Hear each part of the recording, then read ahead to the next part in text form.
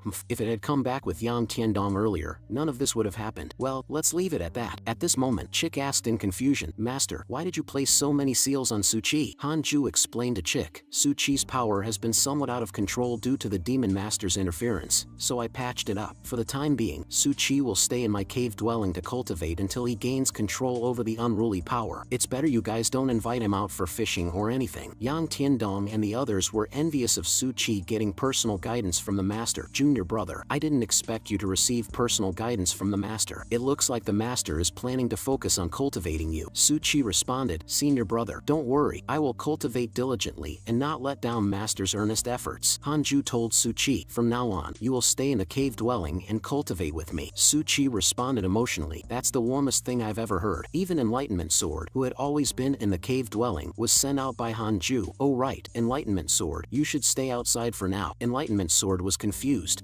Master, why? Hearing that Su Chi could receive personal instruction, Doggy felt even more sorrowful. I feel like I can't love anymore. The master doesn't even personally guide me. Chick, however, didn't think much of it. Silly dog, the master practices ascetic cultivation in the cave, from half a year to several decades. Can you handle that? Doggy was surprised.